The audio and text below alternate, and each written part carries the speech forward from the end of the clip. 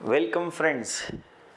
આપણા ઓડિટરનો strategy video અથવા થોડા સ્ટુડન્ટ્સના FAQ મતલબ ફ્રિકવન્ટલી આસ્ક્ડ ક્વેશ્ચન, ઇવન જે લોકો કોર્સમાં છે અથવા ઇવન જે લોકો કંઈક ને કંઈક માર્ગદર્શન લેવા આવે છે, તો એના ફ્રિકવન્ટ અમુક પ્રશ્નો છે, હજી થોડા અસમંજસમાં છે.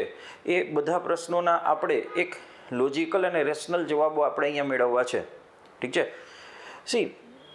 આપણે લાસ્ટ લેક્ચરમાં લગભગ 1.5 મહિના ઉપર થઈ ગયું જ્યારે મળ્યા હતા, મતલબ મારો સ્ટ્રેટેજી વિડીયો પાર્ટ 1 હતો.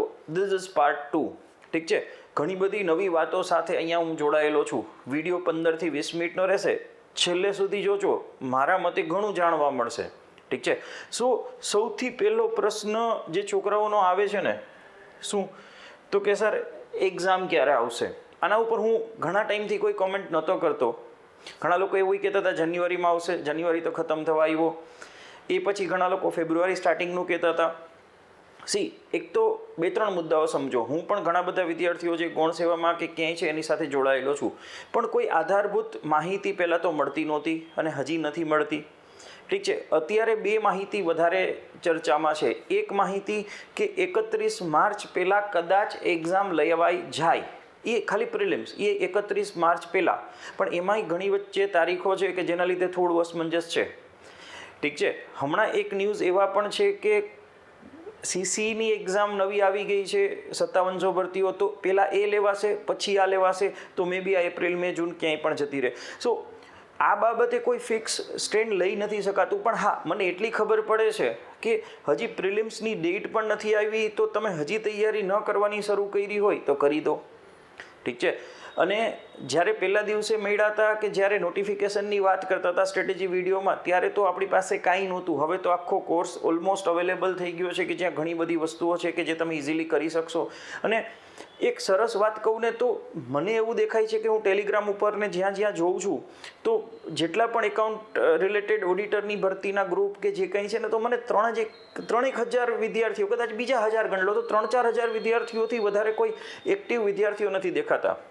કેમ કે મેક્સિમમ લોકો આઈધર PSI કોન્સ્ટેબલમાં જતા રહ્યા છે, એમાંય હજી ઘણા લોકોને એવું છે કે CC આવે છે તો હજી એમાં જવું છે. ઘણા બધા અસમંજસ છે. આ મુદ્દા ઉપર હું થોડીક હમણાં વાત કરીશ, જેનાથી તમને સમજાય કે મારે શું કરવું. પણ હા, પહેલો મુદ્દો કે એક્ઝામ ક્યારે આવશે, તો મને 31 માર્ચ પહેલાં 1%માં ચાન્સ દેખાય છે. 99%માં તો કદાચ એનાથી પણ લેટ જાય. શું કામ? તો કે એક તો માર્ચ એન્ડિંગને કારણે સંસ્થાઓમાં પ્રશ્નો હોય, ઘણા બીજા કામ હોય, પ્લસ ઘણી બધી એક્ઝામો અત્યારે રનિંગ છે. PSI કોન્સ્ટેબલ રનિંગ છે, બીજી એટલી એક્ઝામો મેન્સની છે, તો એ જોવું પડે કે આવડી મોટી એક્ઝામ બીજા કોઈ સાથે ક્લેશ ન થાય.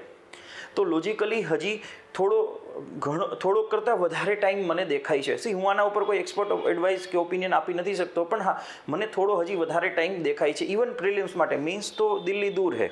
ઠીક છે.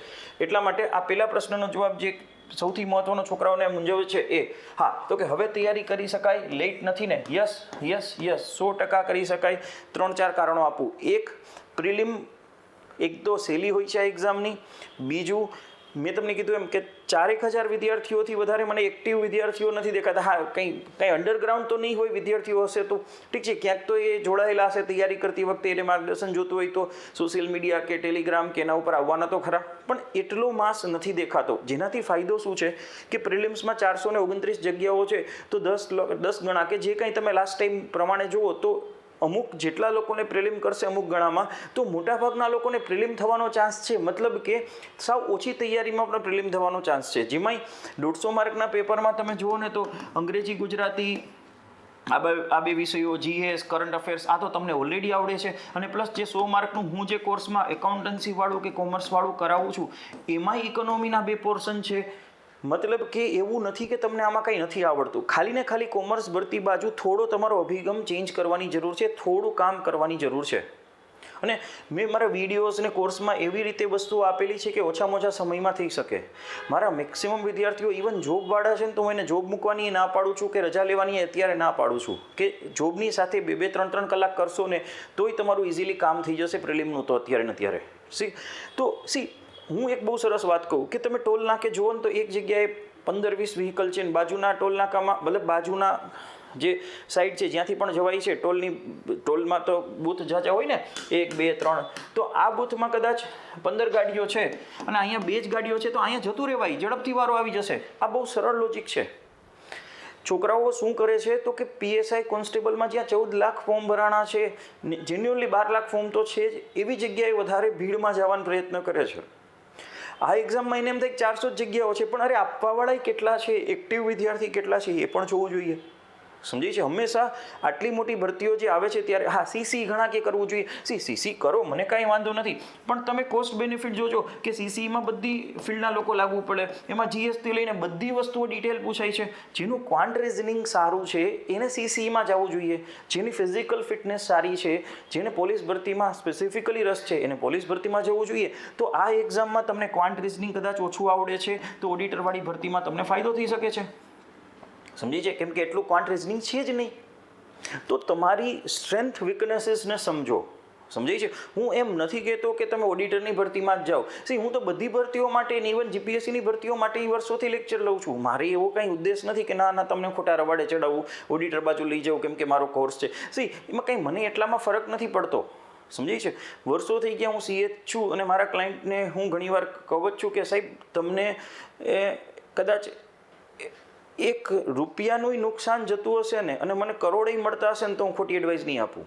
સમજી છે? આ સિદ્ધાંતો સાથે વર્ષોથી કામ કરીએ છીએ, તો તમને હું ખોટી એડવાઇસ નથી આપતો. પણ હા, તમે તમારું એનાલિસિસ કરો કે એક્ઝામ કરાય, તૈયારી કરાય, તમે લેટ છો, મતલબ કે ઓડિટર સબ ઓડિટરમાં CC અને કોન્સ્ટેબલની જગ્યાએ તૈયારી કરવી, હું તો કહું સાથે કરી શકાય. સમજાય છે? કેમ કે ઓડિટર સબ ઓડિટર હા, હું એવું નથી કહેતો કે મલ્ટિપલ એક્ઝામો સાથે કરો, પણ હા 2 એક્ઝામો તો મને દેખાય છે કે તમે સાથે કરી શકશો.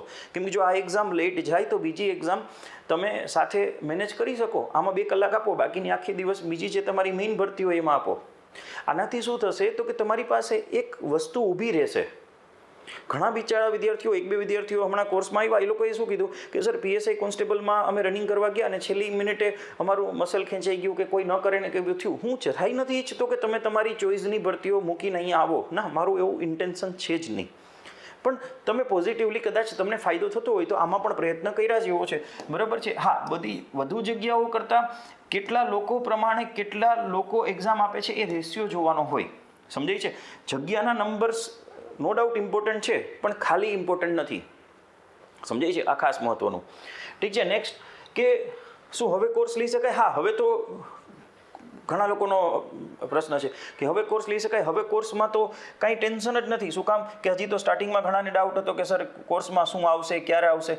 હવે તમે વિચાર કરો, આ મારો પ્રી પ્લસ મેઇન્સનો કોર્સ છે, જેમાં 101 તો વિડીયો આવી ગયા છે ને બીજું એટલું મટીરિયલ આવી ગયું છે. કેમ તૈયારી કરવી, શું 80% કામ તો પતી ગયું છે. જે બધું લેટેસ્ટ નવી વસ્તુઓ છેલ્લા 1.5 મહિનામાં બનાવેલી છે એ બધી આમાં અવેલેબલ થઈ ગઈ છે. ઠીક છે? એટલે હવે તમારે કાંઈ પ્રશ્ન નથી. એક નાનામાં નાની વસ્તુઓ અવેલેબલ થઈ ગઈ છે. ઠીક છે? તો એ કંઈ પ્રશ્નનો હવે કંઈ સાર જ નથી. હા, કોર્સમાં શું છે મેં તમને આની પહેલાં કીધું કે 10, જેને નથી ખબર, જે પહેલી વાર આ વિડીયો જોયો છે, તો કોમર્સના 10 વિષયો છે, ટોપિક નંબર 5 થી લઈને ટોપિક નંબર 14 સુધી, જેમાં ઘણા વિષયો તો પૂરા પણ થઈ ગયા છે. હા, અને ઘણા લોકોને એ પ્રશ્ન હતો કે આ કોણ લેશે. 6 વિષયો તો મેક્સિમમ હું લઉં છું અને 4 વિષયો જે બીજા મારા ટીમ મેમ્બર્સ છે, જે કદાચ ટીમ મેમ્બર્સ કહીએ કે તો મારાથી કદાચ સિનિયર ને વધારે અનુભવી લોકો છે, જેમાં ટોપિક નંબર 8 શરૂ થઈ ગયું છે અને એના અડધા લેક્ચરો આવી ગયા છે. કાનાણી સર, બરાબર, સર એટલા વર્ષોથી અનુભવી છે, તમે એક લેક્ચર જોશો ને તો સમજી જશો. ઠીક છે? કદાચ મારાથી ડબલ અનુભવી હશે. મેં 150-200 બેચ લીધી હશે, સરે તો 500-1000 બેચો લીધી છે ને એટલા અનુભવી વ્યક્તિ છે. ઠીક છે? એ ડિગ્નિટરીઝ છે. એવા લોકોને મેં પ્રયત્ન કર્યો છે કે હું તમારા માટે અહીંયા લઈ આવી શકું. ઠીક છે?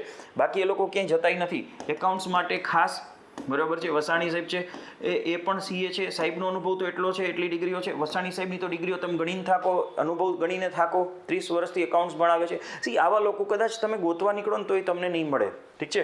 પ્લસ ટેલીમાં તો મેં તમને કીધું જ છે અને એના ડેમો ને બધું અવેલેબલ છે. દર્શન સર જે સૌથી બેસ્ટ ટ્રેનર છે ટેલીના આખા ગુજરાતના સર્ટિફાઈડ વ્યક્તિ. ઠીક છે? અને બાકી વધ્યું કોસ્ટિંગમાં પણ મિલન સર છે, જે પણ CA છે અને એ પણ ઘણા વર્ષના અનુભવી છે. આ 4 વ્યક્તિઓ, આટલું ટ્રાન્સપરન્ટ રીતે હું કોર્સની પણ વાત તમને સાથોસાથ કરી દઉં છું. ઠીક છે? હા, પણ પેલું મેં તમારું કવર કર્યું અને ત્યારે એમ થાય કે આ કોર્સની જ વાત કરે છે. પહેલાં મેં તમારી જે દ્વિધાઓ હતી એ કવર કરી.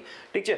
હા, અને છેલ્લો પોઈન્ટ, CA વાળા ઘણા વિદ્યાર્થીઓનો ફોન આવે છે તો સીએવાળા માટે આ શું ઉપયોગી છે? આખા ગુજરાતમાંથી લગભગ સીએવાળા કેટલા બધા વિદ્યાર્થીઓ, ઇવન મોટાભાગના જે સીએવાળા લોકો છે એ મારા કોર્સમાં જોડાયેલા છે. સીએવાળાને શું કોર્સમાં જોડાવાની જરૂર છે?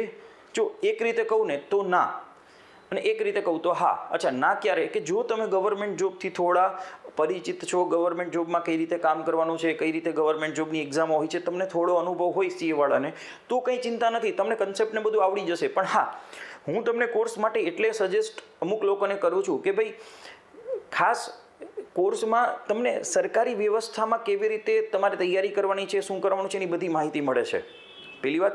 બીજું કે સીએવાળાએ શું પોતાની આર્ટિકલશીપ કે પોતાની જે કંઈ સીએની એક્ઝામ છે એને પડતી મૂકીને કરવાનું છે? ના ના ના, હું જરાય એને સજેસ્ટ નથી કરતો એવું. તમારા સીએ કોર્સમાંથી ગમે એમ કરીને થોડી કલાક 2 કલાકનો સમય કાઢો, કેમ કે તમને એકાઉન્ટ્સ આવડે છે, કોસ્ટિંગ આવડે છે, ઇન્કમટેક્સ આવડે છે, જીએસટી આવડે છે. બીજી બાજુ તમને થોડું મેનેજમેન્ટ આવડે છે, તો તમને 50 થી 60% કન્ટેન્ટ તો આવડે છે. થોડું સ્ટેટ અલગ હોય કે થોડું મેનેજમેન્ટનો પોર્શન અથવા બીજો કોઈ હિસ્સો જે આમાં થિયરી પોર્શન છે, પબ્લિક એડમિનિસ્ટ્રેશન છે, આવી અલગ વસ્તુઓ છે, તો એ તમને બહુ સરસ રીતે કોર્સમાં અવેલેબલ છે અને મારું માર્ગદર્શન અવેલેબલ છે. તો તમને જરૂર લાગે, કદાચ કોર્સ લ્યો ન લ્યો કાંઈ ફરક નથી પડતો, પણ સીએ વિદ્યાર્થીઓ ખાસ એકવાર મારી સાથે જરૂર લાગે તો વાત કરે, કન્સલ્ટ કરે.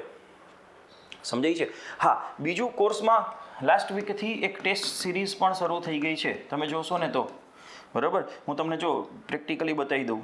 ઘણા વિદ્યાર્થીઓ એવા છે કે સર અમે કોર્સ લેવાની જરૂર નથી, XYZ લાસ્ટ ટાઈમ અમે બીજો કોર્સ લઈ લીધો હતો, અથવા ખાસ કરીને અમને કોર્સની અત્યારે જરૂર નથી. હું કાંઈ વાંધો નહીં, એટલે મેં એ લોકો માટે એક ટેસ્ટ સિરીઝ પણ મૂકેલી છે. જો ટોપિક વાઇઝ ટેસ્ટ સિરીઝ છે બરાબર, જેની 2 ટેસ્ટો આવી ગઈ છે. એક ટેસ્ટ હજી રાતના જ એક્ટિવ થઈ છે બરાબર, અને બહુ ઓનલાઈન ટેસ્ટ છે, એકદમ જે ઓનલાઈન લાસ્ટ ટાઈમ લેવાની હતી એવી જ રીતે, જેમ કે ટેસ્ટ 1 પછી આ ટેસ્ટ 2 ટોપિક સહિતની ટેસ્ટ છે. તમે ઓપન કરો એટલે તમે સીધી ટેસ્ટ આપી શકશો.